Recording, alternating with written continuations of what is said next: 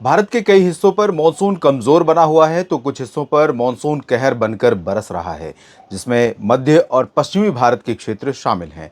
संभावना भी थी कि पश्चिम भारत के तमाम इलाकों पर इस बार मॉनसून ज्यादा बरसेगा। बाकी पूर्वी भारत के क्षेत्रों में मॉनसून की कमजोरी रहने की आशंका थी और वही परिस्थितियां हमें देखने को मिल रही हैं। अगले 10 दिनों में कैसा परिदृश्य हो सकता है मॉनसून का, और आपको शॉर्टकट में मैं शुरुआत में ही बता दूं कि 24 जुलाई के बाद से परिदृश्य बदलेगा। उससे पहले जो पैटर्न अभी बारिश का देखने को मिल रहा है, मध्य और पश्चिम भारत में ज्यादा बारिश और बाकी जगहों पर कम बारिश का, यही पैटर्न जारी रहेगा 24 जुलाई से निश्चित तौर पर, क्योंकि एक नया लो प्रेशर सिस्टम बंगाल की खाड़ी में फिर से बनेगा और उसका जो प्रभाव रहेगा वो थोड़ा सा आगे की तरफ भी रहेगा और मानसून की अक्षीय रेखा थोड़ा सा ऊपर की तरफ जाएगी। तो ऐसे में बिहार, झारखंड, पश्चिम बंगाल, उत्तर प्रदेश, इन भागों में बारिश की गतिविधियां शुरू होंगी। इससे पहले मैं आपको बता दूं, बीते 24 घंटों में जो बारिश रिकॉर्ड की गई है वो सबसे ज्यादा गुजरात में हुई है, गुजरात और महाराष्ट्र के तटीय इलाकों में। और जैसा कि अनुमान भी था, यहाँ गुजरात में द्वारका में 237 मिलीमीटर, पोरबंदर गुजरात में ही 159,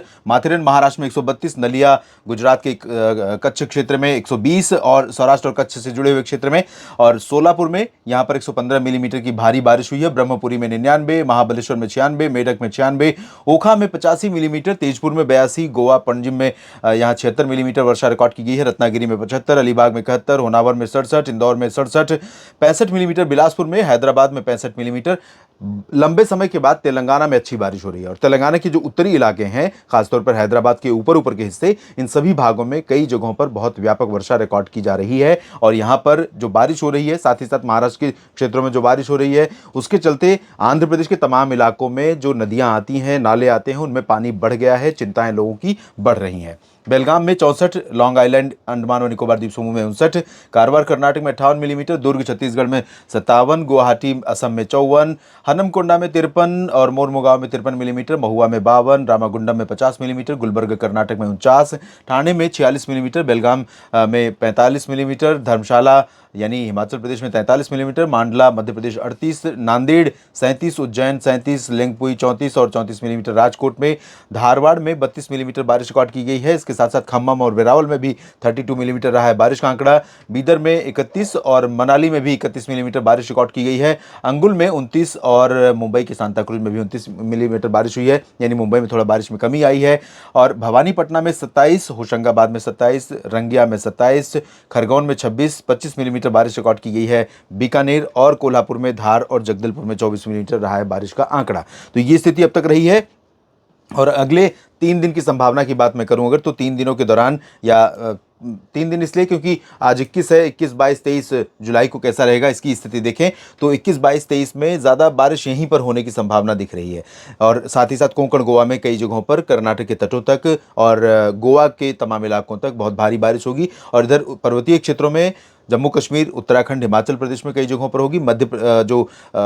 पंजाब और हरियाणा का जो ऊपरी हिस्सा है, इन भागों में तेज वर्षा होगी और पूर्वोत्तर में।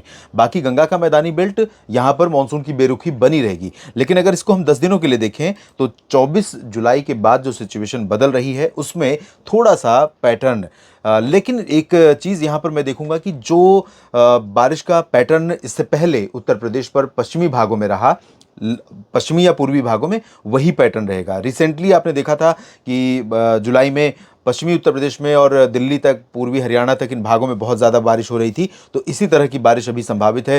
प्रयागराज, वाराणसी, गोरखपुर से लेकर के बिहार में पटना, गया, नवादा, बक्सर, कैमूर समेत तमाम इलाकों में, झारखंड और पश्चिम बंगाल के तमाम इलाकों में मानसून अगले 10 दिनों के दौरान भी बहुत व्यापक सुधार कर लेगा, ऐसी उम्मीदें नहीं नजर आ रही हैं। ये बहुत निराशाजनक स्थिति है और बहुत कह सकता हूं मैं इस रीजन के लिए, इस रीजन के किसान भाइयों के लिए बहुत दुखद है। क्योंकि यहां पर शुरुआत में मानसून के आगमन के बाद तो बहुत अच्छी बारिश हो गई थी कई जगहों पर, बिहार में भी और पूर्वी उत्तर प्रदेश में भी, लेकिन अभी लंबे समय से यहां पर बेरुखी बनी हुई है। पूर्वोत्तर में ठीक ठाक बारिश जारी रहेगी और बारिश जारी रहेगी। ये जो आप मध्य क्षेत्र और इससे सटे हुए दक्षिणी प्रायद्वीपीय क्षेत्र देख रहे हैं, इन भागों में, और लेकिन जैसा कि मैंने कहा कि मानसून की अक्षीय रेखा का थोड़ा रोल इसमें चेंज होगा, परिवर्तन होगा। तो गंगा का मैदानी बेल्ट मानसून में बदलाव देखेगा अभी जो स्थिति है उसकी तुलना में। लेकिन इसके बावजूद ओडिशा, आंध्र प्रदेश, तेलंगाना, छत्तीसगढ़, महाराष्ट्र, मध्य प्रदेश, गुजरात, ये रीजन सबसे ज़्यादा प्रभावित अगले 10 दिनों के दौरान भी होने वाले हैं। कोंकण, गोवा से लेकर पूरे केरल तक तटीय इलाकों में बहुत भारी बारिश होगी। राजस्थान में ऑन एंड ऑफ बारिश होती रहेगी। ओडिशा, राजस्थान के आसपास के भागों में जो उत्तर प्रदेश का पश्चिमी हिस्सा है, यहाँ पर काफ़ी बारिश होती रहेगी। पर्वतीय इलाकों में काफ़ी बारिश होती रहेगी। लेकिन मानसून बहुत अच्छी तस्वीर अगले 10 दिनों के दौरान भी भारत में मानसून की बारिश के इक्वल डिस्ट्रीब्यूशन को लेकर के नहीं दिखा रहा है। ये एक मैं कह सकता हूं कि इस समय के लिए, इस समय से लेकर अगले 10 दिनों के लिए मानसून की एक नेगेटिव तस्वीर हमें नज़र आ रही है, जिसका मुझे खुद भी दुख है। और ये गलत हो जाए, ये पूर्वानुमान, ये मॉडल गलत हो जाए, जिस तरह कंडीशंस हैं वो बदल जाएं, बारिश हो तो ज़्यादा अच्छा रहेगा। मेरा पूर्वानुमान गलत हो जाए, उससे बेटर है कि इन भागों में अच्छी बारिश हो, जहाँ पर बारिश का इंतज़ार बेसब्री से आप कर रहे हैं, आम लोग भी और किसान भाई भी।